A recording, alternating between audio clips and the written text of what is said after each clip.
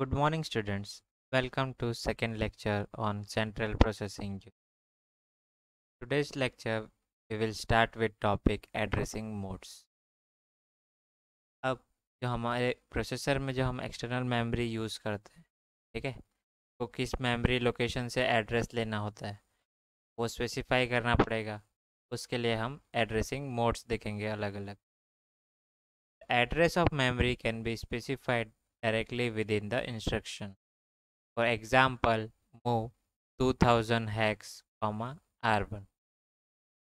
सबसे पहले addressing mode की मेथड होती है direct addressing mode. Direct addressing mode में क्या होता है, हम जिस मेमोरी लोकेशन का यूज़ करना होता है उसको इंस्ट्रक्शन के अंदर ही डायरेक्टली मेंशन कर देते हैं। इसलिए इस एड्रेसिंग मोड को हम डायरेक्ट एड्रेसिंग मोड बोल देते हैं। ठीक है, ये एक एग्जांपल है जिसमें हम बोल रहे हैं कि जो R1 रजिस्टर के अंदर डेटा है उसको 2000 हैक्स वाले जो मेमोरी लोकेशन में है उसमें मूव करवा दो। ठीक है स्टूडेंट्स, ये एक इंस्ट्रक्शन हो गया। और आपको बताया था सबसे पहले ऑप कोड रहता है, फिर डेस्टिनेशन एड्रेस होता है और कॉमा करके हम सोर्स ऑपरेंड यूज़ करते हैं। ठीक है, पीछे से आगे शुरू करने का तो वो समझने में इजी पड़ता है। तो पहला है MOV मतलब मूव। ये आपको बता रहा है कि डेटा को एक जगह से दूसरी जगह मूव करना है। और फिर बोल रहा है कि R1 का जो कंटेंट है उसको 2000 हैक्स वाली मेमोरी लोकेशन है उधर मूव करवा दो। इधर हमने डायरेक्ट एड्रेसिंग मोड यूज़ किया है। In this instruction the memory address is fix, it can not be dynamically changed in program itself. There are some situations where we need to change the memory address dynamically. जो direct addressing mode होता है उसमें जो हम address दे देते हैं memory का वो फिक्स्ड रहता है और कोई भी सिचुएशन में वो चेंज नहीं होगा। यहाँ 2000 एक्स वाली जो मेमोरी लोकेशन को इंडिकेट कर रहा है हमेशा वो 2000 को ही इंडिकेट करेगा, उसके सिवा किसी और को चेंज नहीं करेगा। मगर बहुत सारी सिचुएशन आती है जहाँ हमको डायनामिक एड्रेसिंग की ज़रूरत पड़ती है। जैसे मेरे को मल्टीपल फंक्शंस परफॉर्म करना हो और सबका डेटा एक मल्टीपल मेमोरीज में हो, तो उस टाइम पे मेरे को चाहिए कि एड्रेस जो मेमोरी लोकेशन का है वो अपने आप ही चेंज हो जाए।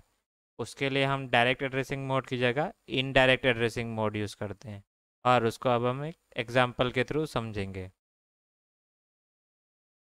Let us see the example program.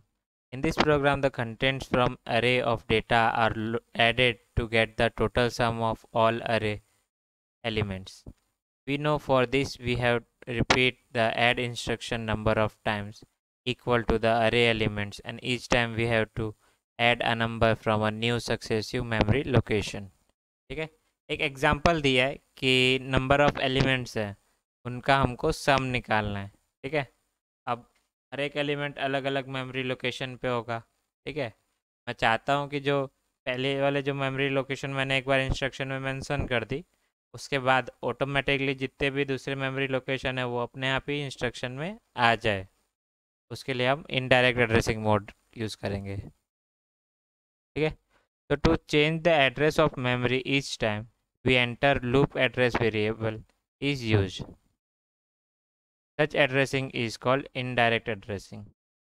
For example, add R1, R2. Here the contents of R2 register are used as a memory as address of memory location. By incrementing the contents of register R2, it is possible to change the memory address each time we enter the loop.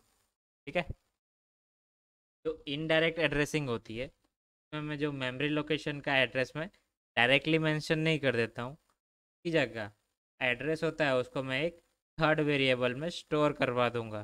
ठीक है, फिर उस register को हम बार बार 1 से increment करेंगे, की वजह से जो एड्रेस होगा वो चेंज हो जाएगा।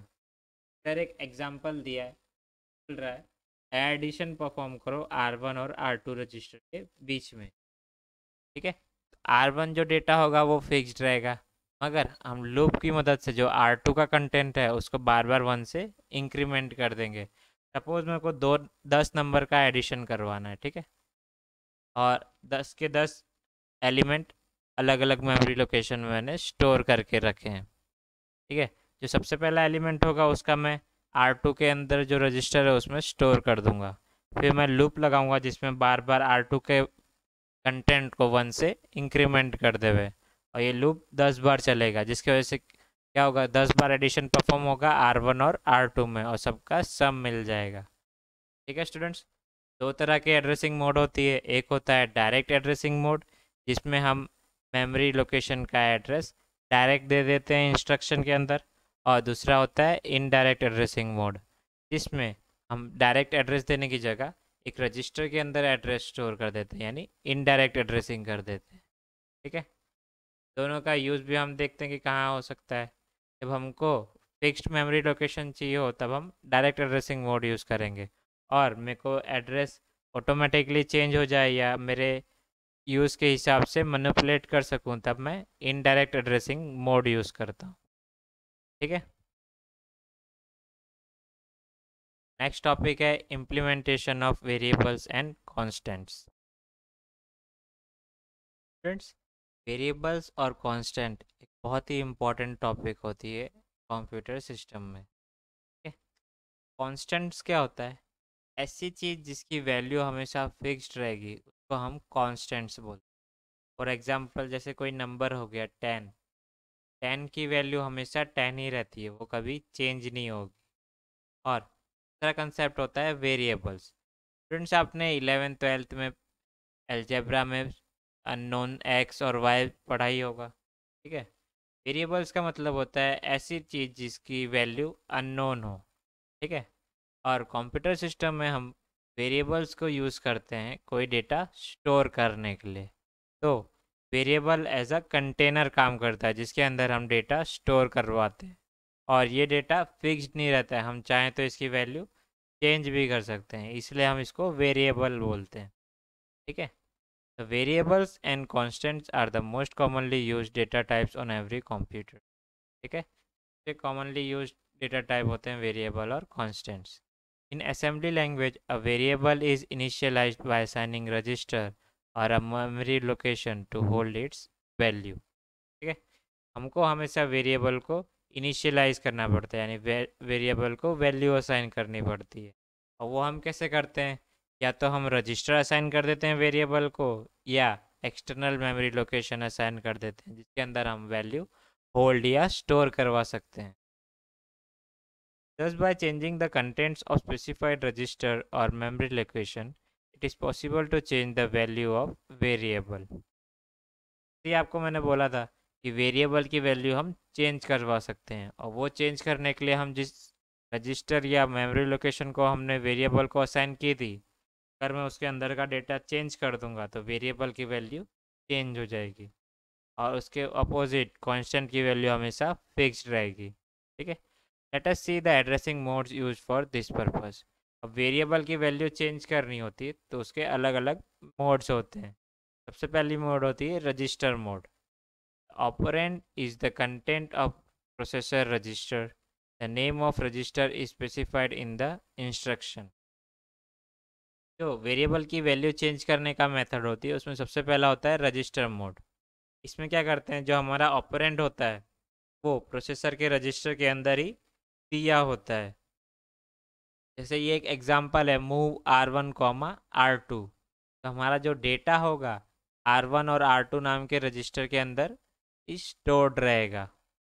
ठीक है, और ये इंस्ट्रक्शन क्या बोलता है कि जो R2 के अंदर कंटेंट हो उसको R1 के अंदर मूव करवा दो। एड्रेसिंग मोड हो गई रजिस्टर एड्रेसिंग मोड, क्योंकि हमने रजिस्टर्स का यूज़ किया है। दूसरी मेथड होती है एब्सोल्यूट मोड और डायरेक्ट मोड।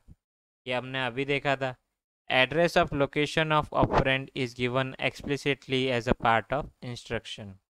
जो डायरेक्ट मोड होता है में जो वेरिएबल का डेटा होता है जिस लोकेशन पे होता है उस लोकेशन का ही हम एड्रेस इंस्ट्रक्शन के अंदर डायरेक्टली मेंशन कर देते हैं, इसलिए इसको हम डायरेक्ट एड्रेसिंग मोड बोलते हैं।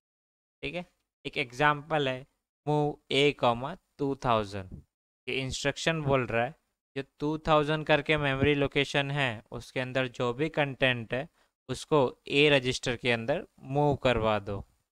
क्योंकि यहाँ हमने डेटा जिस रजिस्टर मेमोरी लोकेशन पे स्टोर्ड है उसको डायरेक्टली मेंशन कर दिया है, इसलिए ये एड्रेसिंग मोड डायरेक्ट या एब्सोल्यूट मोड हो गया। ठीक है। Above instruction copies the content of memory location 2000 into A register. Shown in instruction here, address of operand is given explicitly in the instruction. The constant for address and data can be represented by immediate addressing mode in assembly language programming. Let us see the immediate addressing. ठीक है, ये जो पहली दो method थी वो variable के addressing के लिए थी। मेरे को कोई कांस्टेंट वैल्यू देनी हो इंस्ट्रक्शन में, के लिए मैं इमीडिएट मोड यूज़ करता हूँ। ठीक है, इन immediate mode the operand is given explicitly in the instruction. Immediate mode में क्या करूँगा, जो डेटा है एक्चुअल डेटा उसकी वैल्यू ही मैं इंस्ट्रक्शन के अंदर मेंशन कर दूंगा। ठीक है, यहाँ पे एक एग्जांपल है मूव ए कॉमा #20। इधर जो हैश होता है इंडिकेट करता है कि ये इमीडिएट एड्रेसिंग मोड है और 20 मेरा एक्चुअल ऑपरेंड है। ये कोई लोकेशन नहीं बता रहा है, ये एक्चुअल डेटा बता रहा है कि 20 नंबर को ए रजिस्टर के अंदर मूव कर दो।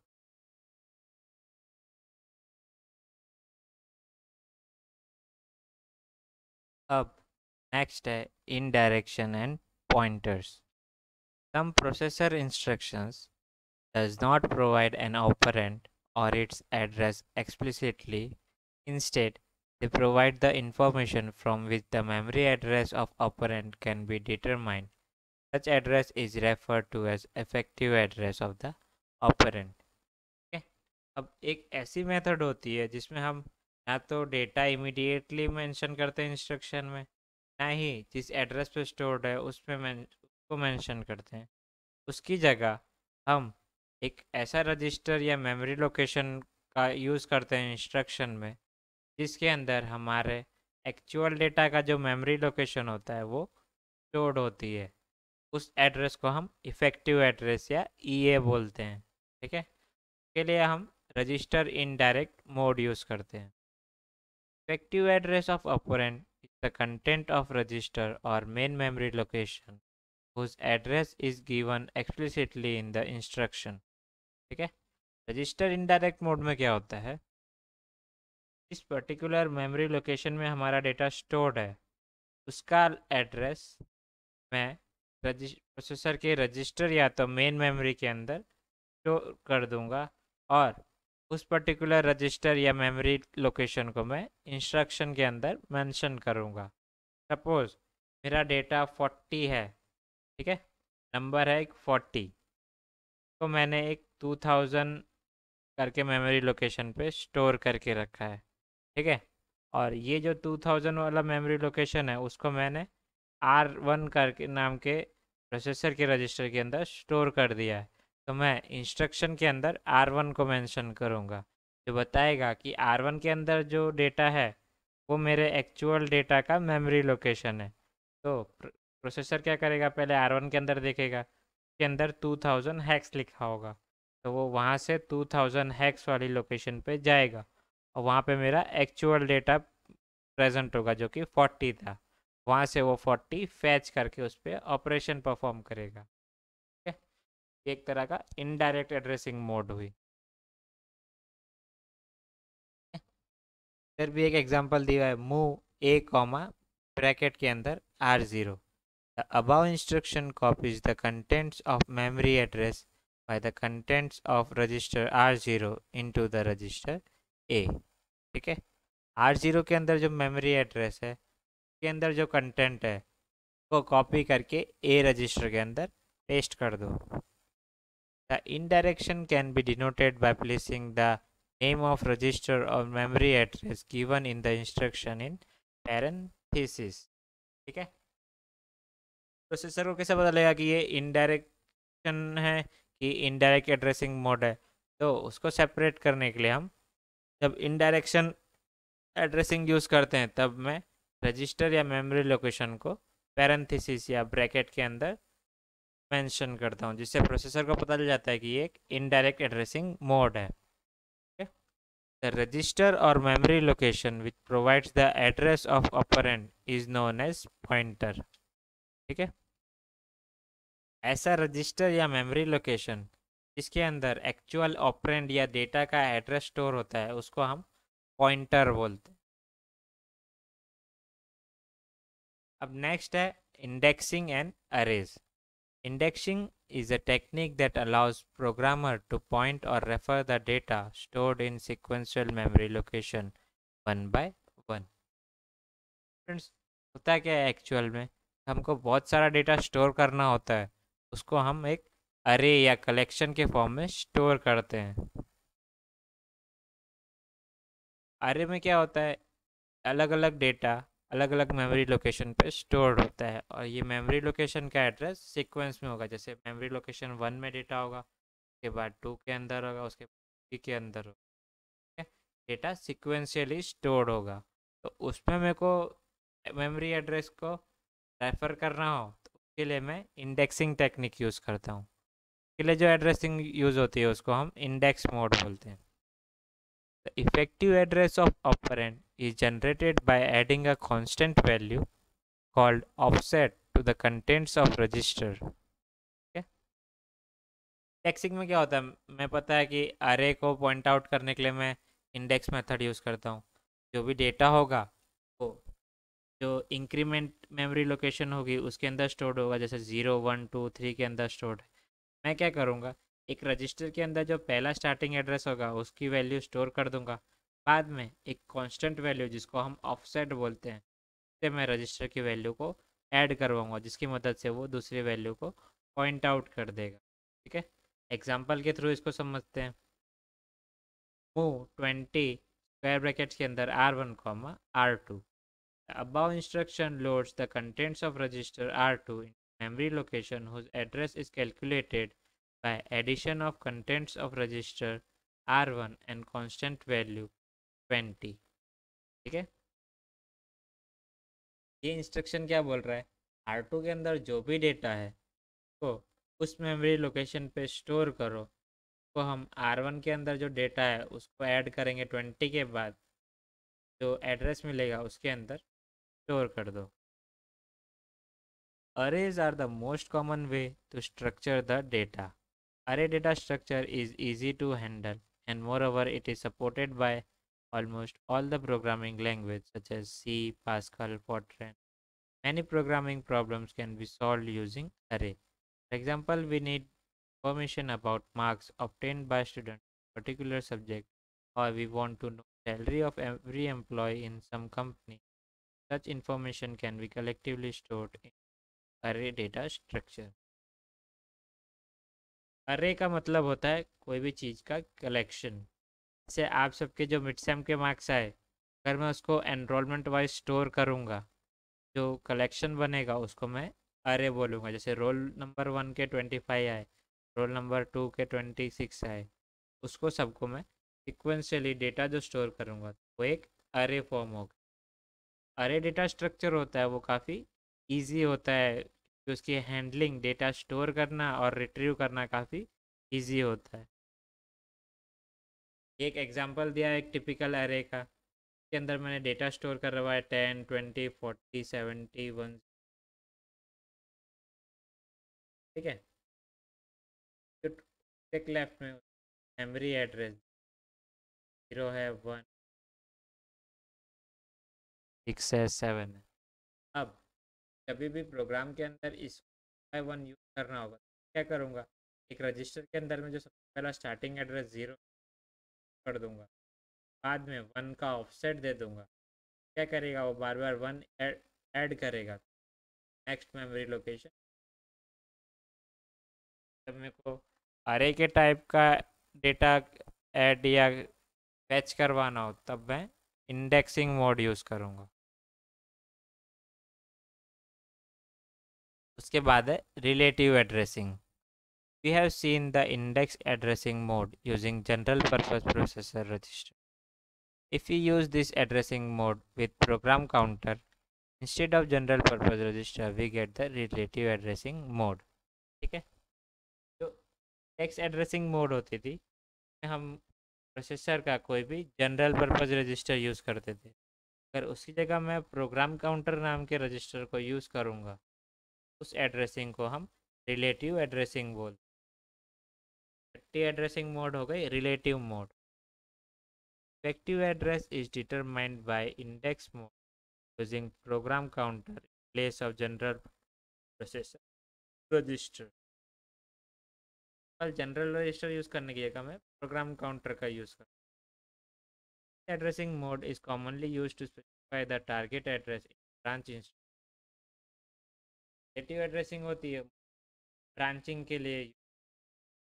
एग्जांपल दिया है JNZ बैक।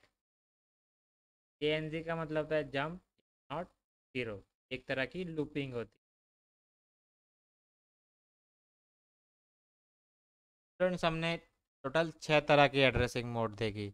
सबसे पहली थी डायरेक्ट एड्रेसिंग मोड,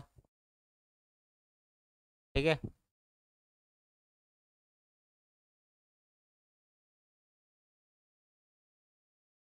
सबसे पहला था रजिस्टर मोड, जिसके अंदर हम क्या करते थे, जो रजिस्टर के अंदर हमारा ऑपरेंड स्टोर होता है उसी को हम इंस्ट्रक्शन में मेंशन कर देते थे।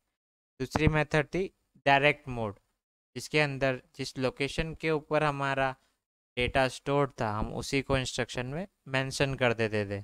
इमीडिएट मोड में हम जो एक्चुअल ऑपरेंड होता था उसी को इंस्ट्रक्शन के अंदर मेंशन कर देते थे, और जो वैल्यू को होता है हमेशा हम हैश के बाद लिखते थे, जिससे हमको पता चलता था कि ये इमीडिएट मोड था।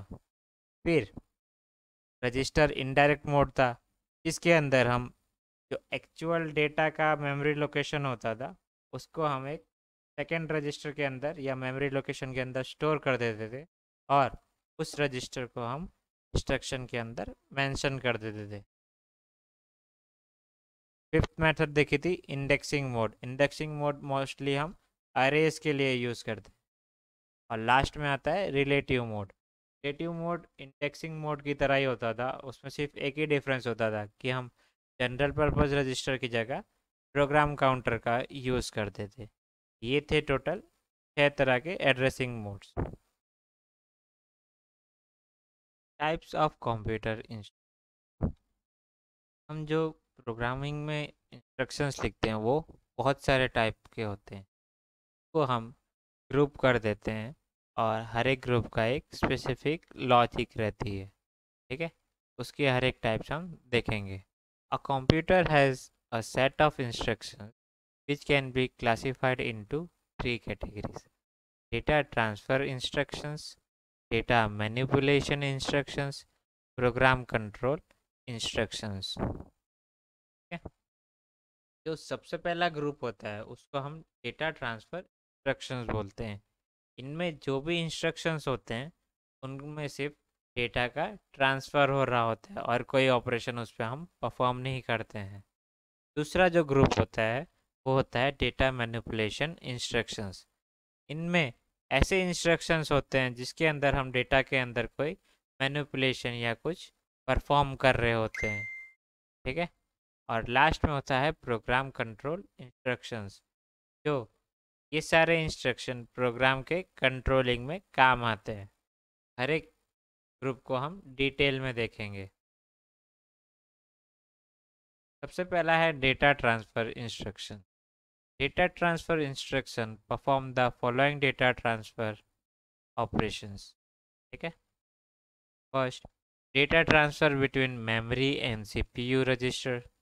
जो डेटा ट्रांसफ़र इंस्ट्रक्शंस होते हैं सबसे पहला क्या करते हैं, वो डेटा ट्रांसफ़र करवाते हैं मेमोरी और सीपीयू रजिस्टर में।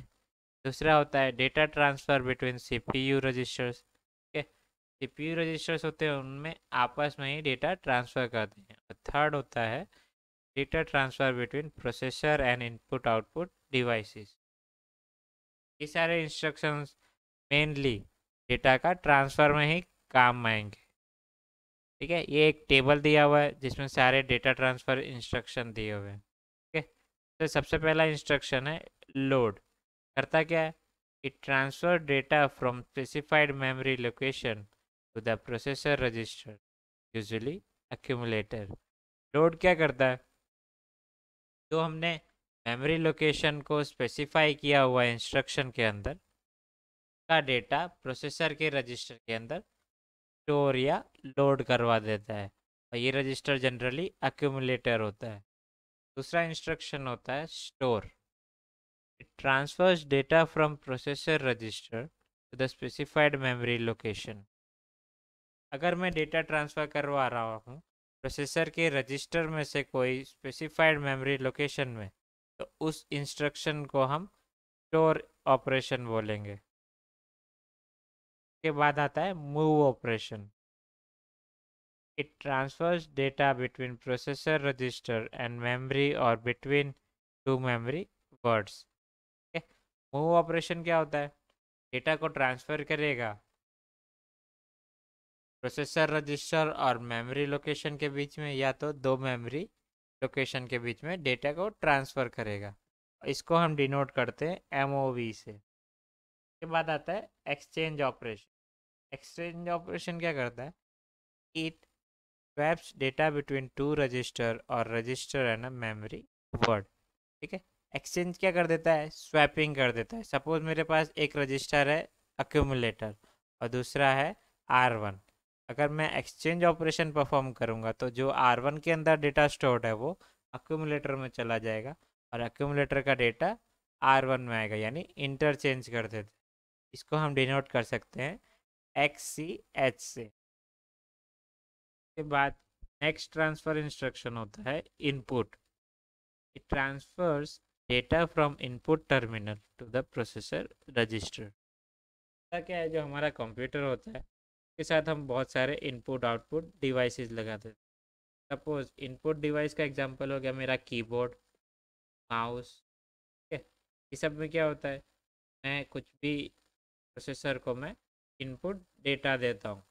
जब मैं इनपुट ऑपरेशन परफॉर्म करूँगा तो क्या करेगा, इनपुट टर्मिनल में डेटा होगा उसको ट्रांसफ़र करके प्रोसेसर रजिस्टर के अंदर डाल देगा। सिमिलरली आउटपुट ऑपरेशन भी होता है, transfers data from processor register to the output terminal. बहुत सारे डिवाइसेस होती हैं सर का डेटा बाहर। सपोज आपके जो मॉनिटर स्क्रीन है एक आउटपुट डिवाइस है, सर भी एक तरह का आउटपुट डिवाइसेस है। इसमें क्या होता है, प्रोसेसर से डेटा आउटवर्ड्स जाता है, इसलिए इसको हम आउटपुट डिवाइसेस बोलते हैं। जो आउटपुट ऑपरेशन होता है उसमें डेटा प्रोसेसर रजिस्टर के अंदर स्टोर होता है, उसके अंदर से आउटपुट टर्मिनल के जाता है। नेक्स्ट ट्रांसफर ऑपरेशन होता है push. Transfer data from processor register stack में। पुश का तो आपको आइडिया होगा ही, क्या करता है, स्टैक के अंदर डेटा को रजिस्टर मेमोरी में से स्टैक मेमोरी में डाल देता है। पॉप भी सिमिलर ही होगा। पॉप में क्या करते हैं, हम डेटा रिट्रीव करवाते हैं स्टैक में से। Transfer data from stack memory to stack memory के अंदर जो डेटा होता है उसको रिट्रीव करता है और प्रोसेसर रजिस्टर के अंदर स्टोर कर देता है। ये सारे डेटा ट्रांसफ़र इंस्ट्रक्शंस थे। ठीक है, इसमें सिंपली डेटा को एक जगह से दूसरी जगह हम ट्रांसफ़र कर रहे होते हैं। इसी तरह से जो दूसरा ग्रुप होता है वो होता है data manipulation instruction. Data manipulation instruction perform following types of operation: arithmetic operations, logical operations, shift and rotate operations। क्या मैनिपुलेशन इंस्ट्रक्शंस में क्या होते हैं, ऐसे इंस्ट्रक्शन जिसकी वजह से हम डेटा के साथ कुछ ऑपरेशन परफॉर्म करते हैं, वो सारे हम इस ग्रुप के अंदर रखते हैं। सबसे पहला टाइप होता है एरिथमेटिक ऑपरेशन, दूसरा होता है लॉजिकल ऑपरेशन, तीसरा होता है शिफ्ट एंड रोटेट ऑपरेशन। सबको हम डिटेल में देखें। अब एरिथमेटिक इंस्ट्रक्शंस क्या होते हैं? बेसिकली जो भी ऑपरेशन नंबर्स के ऊपर परफॉर्म करते हैं, कोई मैथमेटिकल ऑपरेशन परफॉर्म करने के लिए, वो सबको हम एरिथमेटिक इंस्ट्रक्शंस बोलते हैं। जैसे कि ऐड इंस्ट्रक्शन हो गया। ऐड क्या करेगा, it adds the content of two operands. उसका मिनेमोनिक कोड होता है ऐड। ठीक है, एडिशन तो आपको पता ही है, दो नंबर होगा उसका एडिशन करके देगा, यहाँ पे एडिशन एक मैनिपुलेशन या ऑपरेशन हो गया। दूसरा हो गया सब्ट्रैक्ट, 2 नंबर का सब्ट्रैक्शन करेगा, डिनोट करते हैं SUB से। इंक्रीमेंट क्या करेगा, it adds 1 to the value stored in register और मेमोरी वर्ड। इंक्रीमेंट क्या करता है, जो भी वैल्यू डेटा दी है मेमोरी या रजिस्टर के अंदर उसको 1 से इंक्रीमेंट करेगा। सपोज मेरा R1 रजिस्टर के अंदर 10 स्टोर्ड है, अगर मैं इंक्रीमेंट ऑपरेशन परफॉर्म करूंगा तो 10 की जगह 11 हो जाएगा। डिक्रीमेंट होगा सिमिलरली उसी की तरह, वैल्यू को 1 से डिक्रीज कर देगा। मल्टीप्लाई ऑपरेशन होता है, तो हम डिनोट करते हैं MUL से, multiplies the contents of 2 operands. Multiply आपको पता ही है, सिंपल मल्टीप्लिकेशन कर देगा, 2 नंबर का प्रोडक्ट निकाल के देगा। डिवाइड भी आपको पता है, 2 नंबर का डिवीजन कर देगा और क्वेश्चन हमको आंसर में दे देगा। ऐड विथ कैरी, तो डिनोट करते हैं हम ADC, it adds the content of 2 operands with carry. Friends, आप बचपन में एडिशन करते होंगे हाथ से, तो उसमें जो हम 2 नंबर ऐड करते थे के बाद अगर नंबर 9 से बड़ा होता था तो लेफ़्ट वाली वैल्यू होती थी उसको हम ऊपर लिखते थे, तो हम इंग्लिश में कैरी बोलते हैं। ठीक है, इस तरह का एडिशन करना हो, उसमें हमको वैल्यू भी दे देवे और जो कैरी जनरेट हो रही है वो भी मेंशन करे, तो उस ऑपरेशन को हम ऐड विथ कैरी बोलते हैं, जो एडिशन भी दे देगा और कैरी की वैल्यू भी दे देगा। Similarly subtract with borrow function होता था, आपने सब्ट्रैक्शन भी किया होगा। जब हमारे पास जो ऊपर वाली वैल्यू नीचे वाली वैल्यू से छोटी होती थी तो हम क्या करते थे, जो लेफ्ट में नंबर होता था उससे बोरो या उधार मांग लेते थे, उस प्रोसेस को हम बोरो बोलते थे। सब्ट्रैक्ट विथ बोरो करेंगे तो हमको सब्ट्रैक्शन का आंसर भी दे देगा और कितनी वैल्यू मैंने बोरो की है वो भी मेंशन कर देगा। लास्ट अरिथमेटिक ऑपरेशन है निगेट या two's complement, it gives two's complement of specified operand. Negative number लाने के लिए हम टूज ऑफ कॉम्प्लीमेंट कर देते। अब नेक्स्ट है लॉजिकल इंस्ट्रक्शन। लॉजिकल इंस्ट्रक्शन क्या होते हैं, ऐसे इंस्ट्रक्शन कुछ लॉजिक के बेस पे हमको आउटपुट देता है, उसको हम सारे लॉजिकल ऑपरेशन बोलते हैं। मोस्टली जो लॉजिकल ऑपरेशन होते हैं दो कंडीशन को, दो या उससे ज़्यादा कंडीशन को कंबाइन करने के लिए होते हैं। सबसे पहला है and operation, it logically ands the individual bits of the operand, denote करते हैं हम एंड से।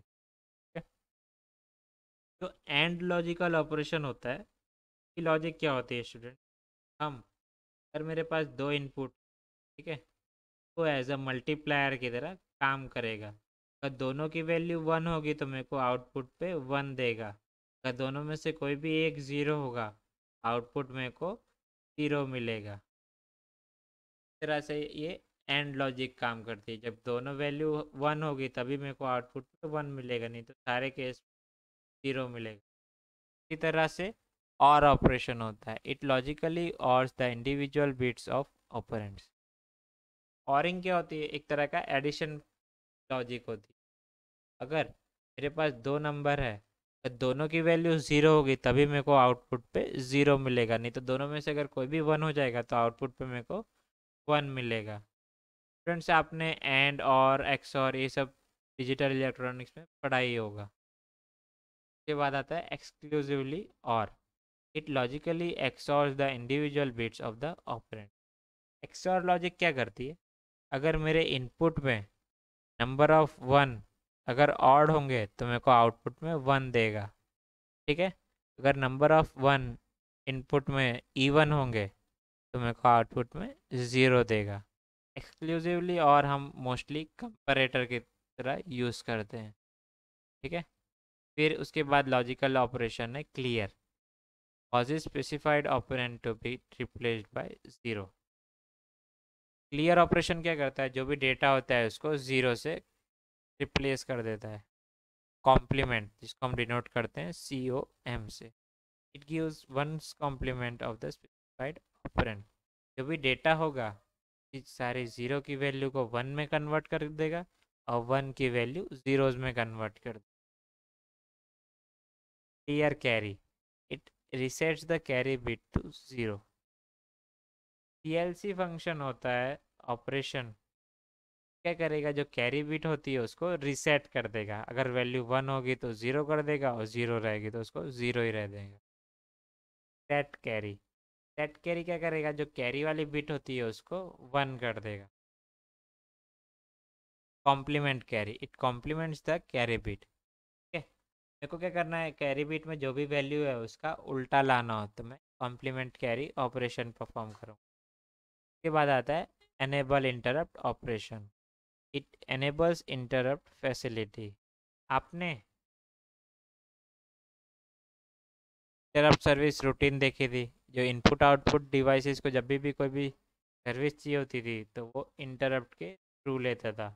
जो एनेबल इंटरप्ट होता था वो इंटरप्ट फैसिलिटी को एनेबल करता था। अगर ये एनेबल्ड रहेगा तभी कोई भी इनपुट आउटपुट डिवाइस प्रोसेसर की सर्विस ले सकता है।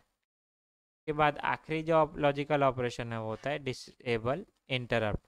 It disables the interrupt facility. अगर मैं इंटरप्ट को डिसेबल कर दूंगा, मेरा इनपुट आउटपुट डिवाइस सर्विस मांगेगा प्रोसेसर से तो भी प्रोसेसर उसको सर्विस नहीं देगा, एक तरह का उसको डिसेबल कर देगा। लास्ट में आता है लॉजिकल ऑपरेशन। सबसे पहला है logical shift right. It shift the content of specified register 1 bit position towards right and fills the vacant bit with 0। बस जो भी बाइनरी बिट या वर्ड है तो क्या करेगा, हर एक वैल्यू को 1 से राइट में शिफ्ट कर देगा, खाली जगह पर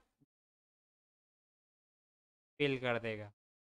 तरह लॉजिकल शिफ्ट लेफ्ट होता है, तो हम डिनोट करते हैं SHL से। ये क्या करेगा, it shifts the content of specified register 1 bit position towards left and fills vacant bit with 0। मेरे पास एक बाइट है, डेटा बाइट है 8 बिट का। ठीक है, जब मैं उस पर लॉजिकल शिफ्ट लेफ्ट ऑपरेशन करूँगा वो क्या करेगा, जितनी भी बिट्स हैं हर एक की पोजीशन को एक लेफ्ट में खसका देगी। 0 नंबर पे जो था वो 1 पे चला जाएगा, 1 नंबर पे था वो 2 पे चला जाएगा, 2 नंबर पे था वो 3 पे चला जाएगा। ठीक है, इस तरह से सबको 1 पोजीशन से लेफ्ट में शिफ्ट कर देगा। जो 0 नंबर वाली पोजीशन थी तो उस पर तो कुछ भी नहीं रहेगा, उस जगह को वो 0 से फिल कर देगा। ठीक है, इसी तरह से ये सारे फंक्शन है, arithmetic shift right, arithmetic shift left, rotate left, rotate right through carry, rotate left through carry. ये सारे शिफ्ट ऑपरेशंस है, इनका डिस्क्रिप्शन भी दिया हुआ है, आप एक बार इसको देख लीजिए, काफ़ी सिंपल रहता है।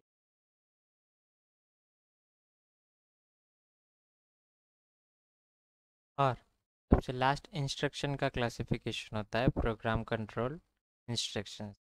The program control instruction includes branch and jump instructions. Branch and jump instructions may be conditional or unconditional। ठीक है, प्रोग्राम कंट्रोल इंस्ट्रक्शंस में क्या होता है, ऐसे इंस्ट्रक्शन की वजह से इंस्ट्रक्शन की ब्रांचिंग या जंपिंग हो रही हो तो उस सब को हम कैटेगराइज करते हैं एज अ प्रोग्राम कंट्रोल। की वजह से जो प्रोग्राम का पूरा कंट्रोल चेंज हो जाता है। ठीक है, जो हम ब्रांचिंग या जंपिंग करवाते हैं इंस्ट्रक्शन की वो या तो कंडीशनल होती है या तो अनकंडीशनल। अनकंडीशनल ब्रांचिंग में क्या होता है, हम कंडीशन को हमेशा ट्रू मानते हैं, कुछ भी वैल्यू कैसी भी आए ब्रांचिंग वो करेगा ही। और जो कंडीशनल ब्रांचिंग या जंप होता है वो बेस्ड ऑन सम कंडीशन होता है, अगर कंडीशन फुलफिल होगी तभी वो ब्रांच करेगा, नहीं तो वो नॉर्मल स्टेप्स फॉलो करेगा। ठीक है, टेबल में सारे जो most commonly used program control instructions है वो मैंशनड है। सबसे पहला है ब्रांच इंस्ट्रक्शन, को हम डिनोट करते हैं BR से।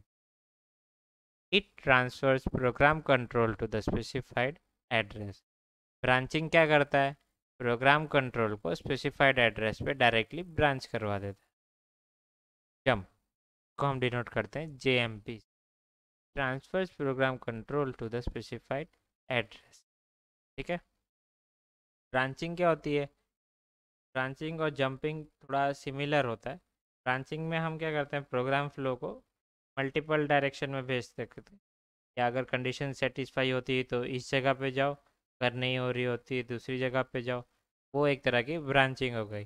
और जंप में क्या होगी, हम दूसरे एड्रेस पे भेज देंगे बिना कोई कंडीशन देखे हुए। उसके बाद नेक्स्ट ऑपरेशन आता है skip. It skips the next instruction. ठीक है, जब भी मेरे को कोई इंस्ट्रक्शन को बाईपास करवाना हो तो मैं स्किप इंस्ट्रक्शन फॉलो करता हूँ। Call operation, it saves the address of next instruction in stack and transfers the program control to the specified address। जब मैं कोई दूसरे ऑपरेशन या रूटीन को कॉल करवाता हूँ, वो क्या करता है, तो इमीडिएट नेक्स्ट एड्रेस होता है तो एक मेमोरी लोकेशन पे स्टोर कर देगा और प्रोग्राम कंट्रोल को स्पेसिफाइड एड्रेस पे भेज देगा। Return, it reads address from top of stack, transfer the program control the read address. Return function क्या होता है, नॉर्मली जब मैं सब रूटीन फॉलो कर रहा होता हूँ तो लास्ट में मेरे को वापस मेन प्रोग्राम में आना होता है। तब मैं क्या करूँगा, जो नेक्स्ट इमीडिएट एड्रेस होता था मेन प्रोग्राम का, तो मैं स्टैक के अंदर स्टोर कर देता हूँ। जब सब रूटीन को सर्विस पूरी दे दूँगा तो स्टैक के टॉप में से मैं रिटर्न एड्रेस लेके वापस मेन प्रोग्राम के ऊपर जंप कर दूँगा। तो इस ऑपरेशन को हम रिटर्न ऑपरेशन बोलते हैं। Compare performs a subtraction between two operands, but the result of operation is not stored. However, the certain bit conditions are set as a result of the operation. Compare क्या करता है, as a comparator काम करता है, दो value में से कौन सी वैल्यू बड़ी है या छोटी है वो पता करता है। Test performs logical AND operation of two operands and updates certain status bit without showing the result or changing the operand. Testing में क्या करता है, दो ऑपरेंट की एंडिंग कर देगा, उससे कोई रिजल्ट कहीं स्टोर नहीं करता है, खाली देख लेगा ट्रू या फॉल्स में आउटपुट दे। नेक्स्ट टॉपिक है program state words. Status register indicate certain conditions of result as result is 0, result is result with carry, result with overflow. Processor होता है, डेटा पे कोई भी मैनिपुलेशन करेगा तो एक रिजल्ट जनरेट होता है, और रिजल्ट किस तरह का हो का रफली आइडिया लेने के लिए हम एक स्टेटस रजिस्टर का यूज़ करते हैं। स्टेटस रजिस्टर की जो बिट होती है अलग अलग पैरामीटर्स को इंडिकेट करती है। जैसे अगर मेरा रिज़ल्ट, मैंने कुछ ऑपरेशन परफॉर्म किया और मेरे को रिज़ल्ट में सब ज़ीरो ही मिल रहा है, तो जो रिज़ल्ट ज़ीरो बिट होगी वो हाई हो जाएगी। अगर नंबर जो रिज़ल्ट है वो नेगेटिव जनरेट होगा, वो भी हम इंडिकेट करेंगे। कैरी जनरेट होगा तो भी हम स्टेटस रजिस्टर के अंदर शो करेंगे। उसी तरह ओवरफ्लो होगा कि मैंने जितनी बिट ली है उससे ज़्यादा डेटा जा रहा है बाहर, यानी डेटा एरर आ रहा होगा, वो ओवरफ्लो से इंडिकेट करते हैं। तो स्टेटस रजिस्टर होता है वो रिज़ल्ट का रफली इंडिकेशन करता है कि ये किस तरह का रिजल्ट जनरेट हो रहा है। ठीक है, all this conditions are shown with the help of bits. Result किस तरह से जनरेट हो रहा है वो ऐसे तो दिखाएगा ही नहीं, स्पेसिफिक बिट्स होती हैं जिसकी वैल्यू हाई या लो होगी, इस हिसाब से मेरे को पता चलेगा कि रिजल्ट कैसा है। सबसे पहली होती है कैरी बिट। कैरी बिट अगर हाई होगी इसका मतलब जो रिजल्ट जनरेट हो रहा है उसके अंदर कैरी आ रही है, यानी एडिशन, यानी नॉर्मल से ज़्यादा हो रहा है। नेक्स्ट बिट होती है साइन बिट, एस बिट भी बोलते हैं। मैंने कोई सपोज ऑपरेशन परफॉर्म किया है सब्ट्रैक्शन का, 10 माइनस 20 कर रहा हूँ, मेरे को आंसर में -10 मिलेगा। ठीक है, वो प्रोसेसर तो बाइनरी के फॉर्म में लेगा, तो जब नंबर नेगेटिव जनरेट होगा तो ये जो साइन बिट होगी वो 1 हो जाएगी, तो उससे मेरे को पता चल जाएगा कि ये रिजल्ट है वो नेगेटिव नंबर है। इस तरह से 0 बिट होती है। 0 बिट का काम क्या होता है, जैसे मैंने दो नंबर का मल्टीप्लिकेशन किया, 40 को मल्टीप्लाई कर रहा हूँ, पता है आंसर 0 मिलेगा, तो टाइम पे जो 0 बिट होगी स्टेटस रजिस्टर की वो सेट हो जाएगी। मतलब मैं सीधे स्टेटस रजिस्टर को ही देख के बोल सकता हूँ कि मेरा रिजल्ट 0 है। इसी तरह से लास्ट बिट होती है वो है ओवरफ्लो बिट, वो बताती है कि डेटा एक्सेस जा रहा है, मतलब एरर होने के चांसेस है। फ्रेंड्स, आपको इधर से स्टेटस रजिस्टर का मतलब पता ही चल जाएगा कि हर एक बिट की मैं वैल्यू देख के मैं बता सकता हूँ कि किस तरह का रिज़ल्ट जनरेट होगा।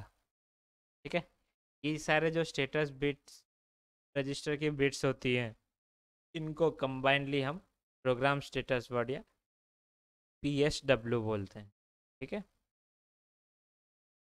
तो हमारे PSW या प्रोग्राम स्टेटस वर्ड में कौन सी बिट होगी? एक कैरी बिट होगी जो बताएगा कैरी जनरेट हो रहा है कि नहीं रिजल्ट में। दूसरी साइन बिट होगी, बताएगा नंबर पॉजिटिव है कि नेगेटिव। अगर साइन बिट की वैल्यू 1 होगी मतलब नेगेटिव नंबर है, अगर वैल्यू 0 होगी उसका मतलब जो रिजल्ट जनरेट हो रहा है वो एक पॉजिटिव नंबर है। इसी तरह से 0 बिट होगी, अगर 0 बिट सेट होगी यानी वैल्यू 1 होगी, मैं बोल सकता हूँ कोई भी ऑपरेशन मैंने जो परफॉर्म किया था तो जो रिजल्ट आया है वो है 0। अगर वैल्यू 0 रहेगी उसका मतलब नॉन ज़ीरो नंबर आया रिजल्ट में। इसी तरह से ओवरफ्लो बिट है, अगर ओवरफ्लो बिट की वैल्यू 1 होगी का मतलब ओवरफ्लो क्रिएट हो रहा है डेटा ऑपरेशन में। अगर वैल्यू 0 होगी मतलब कोई ओवरफ्लो नहीं है, जो जितनी बिट्स एलोकेट की है उतने में ही आंसर आ जा रहा है। नेक्स्ट टॉपिक है इंटरप्ट्स एंड इट्स टाइप्स। अब इंटरप्ट्स होता क्या है वो हम देखेंगे। फ्रेंड्स, अब देखिए, कंप्यूटर में एक प्रोसेसर होता है, ठीक है, जो सारा डेटा का ऑपरेशन परफॉर्म करता है, वो एज अ हार्ट की तरह बिहेव करता है। अब बहुत सारे इनपुट आउटपुट डिवाइसेस या एक्सटर्नल डिवाइसेस होते हैं, उनको भी कभी कभी प्रोसेसर की ज़रूरत पड़ती है कुछ ऑपरेशन परफॉर्म करने की। ठीक है, तो सर जो डिवाइसेस को सर्विस देता है मेनली दो मेथड से देता है। सबसे पहली मेथड होती है पोलिंग मेथड। पोलिंग मेथड में क्या कर तो अपना नॉर्मल इंस्ट्रक्शन परफॉर्म करता है, साथ ही साथ कुछ सेंस या थोड़े टाइम इंटरवल के बाद हर एक डिवाइस के पास सीक्वेंस में जाएगा और देखेगा उसको कोई सर्विस की ज़रूरत है कि नहीं। तो मेरे पास 5 एक्सटर्नल डिवाइसेस कनेक्टेड है प्रोसेसर के साथ। वो क्या करेगी, दो इंस्ट्रक्शन एक इंस्ट्रक्शन को एग्जीक्यूट करेगी, के बाद जो डिवाइस नंबर 1 है उसके पास देखेगी कि उसको कोई सर्विस की ज़रूरत है कि नहीं। ठीक है, देखेगी उसके पास कोई ज़रूरत नहीं है तो वो सेकेंड एक्सटर्नल डिवाइस के पास जाएगी और देखेगी उसको कोई सर्विस की ज़रूरत है कि नहीं। फिर उसी तरह थर्ड के पास जाएगी, फोर्थ के पास जाएगी, फिफ्थ के पास जाएगी, किसी के पास नहीं होगी, जो उसका मेन प्रोग्राम का नेक्स्ट इंस्ट्रक्शन था वो एग्जीक्यूट करेगी। इस सेकेंड इंस्ट्रक्शन एग्जीक्यूट हो जाएगा, ये वापस पोलिंग करेगी, हर एक एक्सटर्नल डिवाइस के पास सीक्वेंस में जाएगी और उसको देखेगी डिवाइस को सर्विस की ज़रूरत है कि मेथड होती है, मगर ये काफ़ी टाइम कंज्यूमिंग होती है और हम बहुत सारे टाइम प्रोसेसर होता है एक्चुअल प्रोग्राम को एग्जीक्यूट करने की जगह या देखता है कि भाई एक्सटर्नल डिवाइस को कोई सर्विस की ज़रूरत है कि नहीं। तो पोलिंग मेथड में टाइम का भी वेस्टेज होता है और प्रोसेसर का जो प्रोसेसिंग पावर होता है उसका भी वेस्टेज होता है।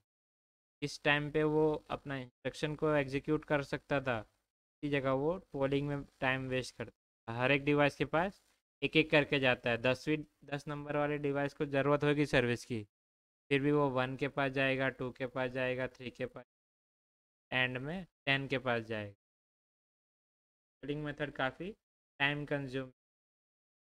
अच्छा, दूसरी मेथड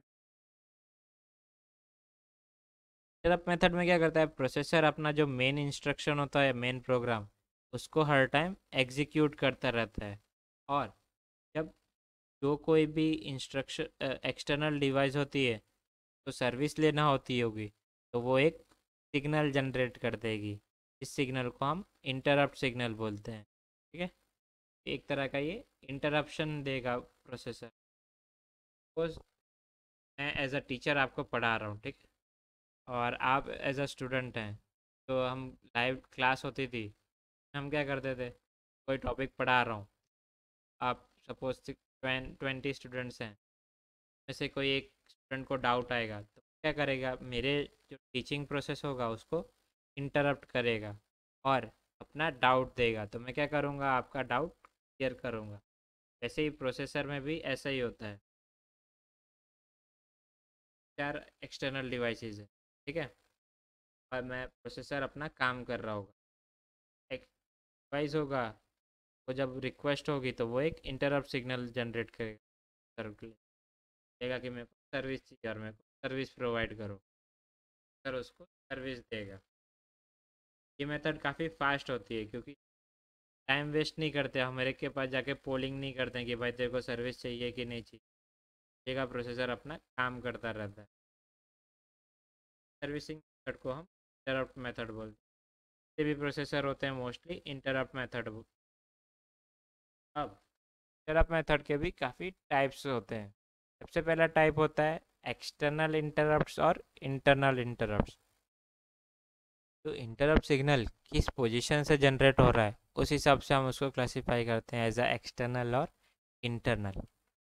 अगर मेरा इंटरप्ट सिग्नल कोई external input output device generate कर रही है तो मैं उसको एक्सटर्नल इंटरप्ट बोलूँगा। और जब कभी इंटरप्ट सिग्नल कोई इंटरनल एरर की वजह से जनरेट हो रहा होगा तो मैं उसको इंटरनल इंटरप्ट बोलूँगा। कभी कभी हम प्रोग्रामिंग में गलत इंस्ट्रक्शन लिख देते हैं, ऐसा डेटा दे देते हैं जो प्रोसेसर समझ नहीं पाता है, उस टाइम पे जो इंटरप्ट जनरेट होगा उसको हम इंटरनल इंटरप्ट बोलें। सिमिलरली जो इंटरप्ट किस तरह की से जनरेट हो रहा है उसके हिसाब से उसको हम क्लासीफाई करते हैं एज अ हार्डवेयर इंटरप्ट और सॉफ्टवेयर इंटरप्ट। अगर इंटरप्ट कोई फिजिकल डिवाइस के थ्रू जनरेट हो रहा है उसको मैं हार्डवेयर इंटरप्ट, जैसे कोई कीबोर्ड मेरा इंटरप्ट दे रहा है प्रोसेसर को तो वो एक हार्डवेयर इंटरप्ट होगा। इसी तरह सॉफ्टवेयर इंटरप्ट क्या होता है, हम प्रोग्राम या इंस्ट्रक्शन लिख के इंटरप्ट जनरेट करते हैं, वैसे इंटरप्ट को हम सॉफ्टवेयर इंटरप्ट बोलते हैं। स्टूडेंट्स, ये था हमारा इंटरप्ट मेथड और उसकी टाइप्स। चलते हैं हम अब नेक्स्ट टॉपिक पे जो है subroutine call and return. All subroutine instruction consist of operation code together with an address that specifies the beginning of subroutine. Instruction is executed by performing operation. Okay? क्या होता है जब हम main program लिखते हैं तो बहुत सारी कंडीशंस होती है जहाँ पे एक block of code bar bar repeat हो रहा होता है, तो मैं प्रोग्राम में लिखूँगा बार बार, क्या होगा मेरी मेमोरी का वेस्टेज हो जाएगा। तो का एफिशिएंट यूज करने के जो रिपीटेटिंग ब्लॉक ऑफ कोड होता है तो एक्सटर्नल मेमोरी में ऐसा सब रूटीन स्टोर करवा देते हैं। जब भी हमको उसकी ज़रूरत होती है तो उसको कॉल करवा दूंगा मेन प्रोग्राम। तो जैसे जो मेमोरी का यूसेज होता है काफ़ी एफिशिएंटली होता है। तो सब रूटीन को कॉल करवाने के लिए क्या होता है, सब रूटीन का स्टार्टिंग एड्रेस होता है उसको स्टोर करके रखता हूँ। The return address is stored in temporary memory location so that subroutine knows where to return. Next is control is transferred to the beginning of subroutine. जब भी मेरे को सब रूटीन पे जाना हो तो मेनली हमारा प्रोसेसर दो काम करता है। एक तो वो मेन प्रोग्राम एग्जीक्यूट कर रहा था, जो इमीडिएट नेक्स्ट इंस्ट्रक्शन होता है को एक टेम्पररी मेमोरी लोकेशन में स्टोर कर देगा ताकि जब वो सब रूटीन पूरा कंप्लीट कर दे वापस किस इंस्ट्रक्शन पर जाना हो उसको पता रहे। और दूसरा काम क्या करता है, प्रोग्राम कंट्रोल को ट्रांसफ़र कर देता है सब रूटीन के बिगनिंग में ताकि वो सब रूटीन को फुल फॉलो कर सके। The last instruction in every subroutine commonly called return from subroutine transfers the return address from the temporary memory location into the program counter। ठीक है, सब रूटीन के सबसे एंड वाला जो इंस्ट्रक्शन होता है उसको जनरली हम रिटर्न फ्रॉम सब रूटीन बोलते हैं। ये करता क्या है, इसके अंदर जो इमीडिएट नेक्स्ट इंस्ट्रक्शन था मेन प्रोग्राम का एड्रेस हम स्टोर करते हैं, जिसकी वजह से जो प्रोग्राम काउंटर है वो सब रूटीन से वापस मेन प्रोग्राम में आ जाए। The most efficient way is to store the return address in a memory stack. Advantage of using a stack from return address that we When a succession of subroutines is called, sequential return address can be pushed into stack, and then from subroutine instruction causes stack to pop and contents of top of stack are transferred to the program counter. This is how return is always program that was called a subroutine. ठीक है, अब थोड़ा सा interrupt में हम वापस चलते हैं। अब मेरे पास क्या होता है, एक साथ मल्टीपल डिवाइसेस हो सकती हैं जो सर की सर्विस की रिक्वेस्ट कर सकें। मैं क्या करता हूँ, तो सर हमेशा एक टाइम पे एक ही डिवाइस को सर, बाकी सब वेटिंग करेंगे। ठीक है, हम क्या करते हैं, अब रूटीन का एड्रेस होता है तो हम स्टैक के अंदर स्टोर कर देते हैं, हमेशा वो सीक्वेंस में एड्रेस दे सके। फ्रेंड्स, आपको सब रूटीन का एल्गोरिदम मैं एक बार फिर से बता देता हूँ। सब रूटीन होता क्या है, ऐसा ब्लॉक ऑफ कोड जो प्रोग्राम में बहुत यूज़ आता है, ठीक है, रिपीटेडली यूज़ आता है, तो उसको मैं प्रोग्राम में लिखने की जगह अलग से एक मेमोरी लोकेशन पे स्टोर करके रख देता हूँ। ठीक है, तो कॉल करने का और वापस मेन प्रोग्राम में रिटर्न आने का एक फिक्स प्रोसीजर होता है। ठीक है, सबसे पहले जब मेरे को एक सब रूटीन को कॉल करना होता है तो मेरे को एज अ प्रोसेसर मेरे दो मेन टास्क होते हैं। सबसे पहला टास्क होता है कि जो नेक्स्ट इंस्ट्रक्शन होता है मेन प्रोग्राम का, उसका एड्रेस मेरे को कहीं ना कहीं स्टोर करके रखना होता है, ताकि जब मैं सब रूटीन ख़त्म कर दूँ वापस नेक्स्ट इंस्ट्रक्शन पे आ सकूँ। ठीक है, और दूसरा काम होता है कि प्रोग्राम कंट्रोल को ट्रांसफ़र करवा देना सब रूटीन के स्टार्टिंग एड्रेस में, ताकि सब रूटीन पूरा कर सकूँ। इसको एक एग्जांपल के थ्रू समझ सकते हैं। ठीक है, मैं एज अ पर्सन, एक मेरा काम है, ठीक है, वुड चॉपिंग, मैं कारपेंटर हूँ, मेरे को एक वुड काटने का काम है। ठीक है, मैं नॉर्मली हम वुड काटते रहता हूँ। आप एज अ पर्सन मेरे पास आओगे, ठीक है, कुछ हेल्प मांगने के लिए। मैं क्या करूँगा, जो वुड काट रहा था तो एक सेफ जगह पे रख दूँगा।